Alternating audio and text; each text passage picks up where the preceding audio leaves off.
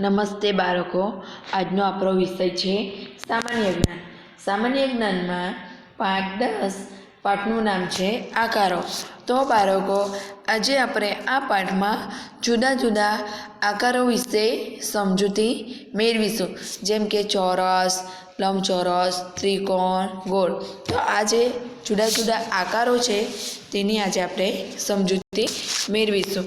તો પહેલું ચિત્ર છે ચોરસનું. તો ચોરસની ચારે બાજુ સરખી હોય છે. તો ચોરસમાં કઈ કઈ વસ્તુ હોય? ઘડિયાળ, ત્યારબાદ કેરમનો આકાર પણ કેવો હોય છે? ચોરસ. જુઓ, ચોરસ ચારે બાજુથી ચોરસનો આકાર ચોરસમાં ચારે બાજુ સરખી હોય છે. ત્યારબાદ ફોટો ફ્રેમ.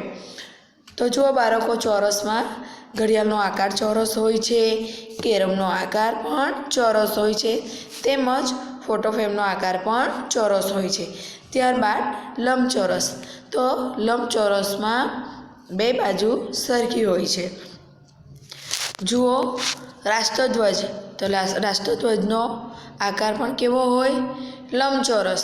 ત્યારબાદ સ્લેટનો આકાર પણ કેવો હોય છે? લંબચોરસ. ત્યારબાદ ચિત્રપોથી. તો ચિત્રપોથીનો આકાર કેવો છે? લંબચોરસ.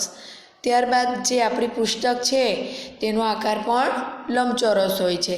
ત્યારબાદ સ્કૂલમાં આપણે જે બ્લેકબોર્ડ હોય છે એનો આકાર પણ લંબચોરસ હોય છે. ત્યારબાદ બેન્ચીસ પણ લંબચોરસ. તો લંબચોરસ આકારની ઘણી બધી એવી વસ્તુઓ હોય છે. ત્યારબાદ કંપાસ બોક્સનો આકાર પણ કેવો હોય? લંબચોરસ. ત્યારબાદ કયો આકાર છે? ત્રિકોણ. તો પહેલું ચિત્ર છે સમોસાનો આકાર કેવો હોય છે? ત્રિકોણ. ત્યારબાદ ધ્વજનો આકાર પણ ત્રિકોણ હોય છે. ત્યારબાદ સિગ્નલ લાઇટનું સિમ્બોલ, તેનો આકાર પણ ત્રિકોણ હોય છે. તો જુઓ બાળકો અહીં. ત્યારબાદ ગોળાકાર.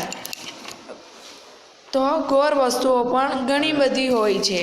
જુઓ અહીં પહેલું ચિત્ર છે નારંગીનું. તો આ નારંગીનો આકાર કેવો છે? ગોળ.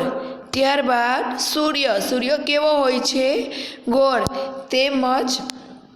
ત્યારબાદ બંગડીનો આકાર પણ ગોળ હોય છે.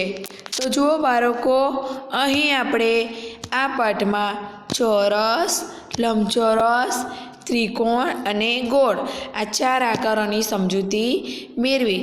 તે સિવાય લંબગોળ, શંકુ, પછી નળાકાર, ષટકોણ, પંચકોણ, આ બધા અલગ અલગ આકારો પણ હોય છે. તો બાળકો, એકમ કસોટીની સમજૂતી આપણે બીજા વિડીયોમાં શીખીશું.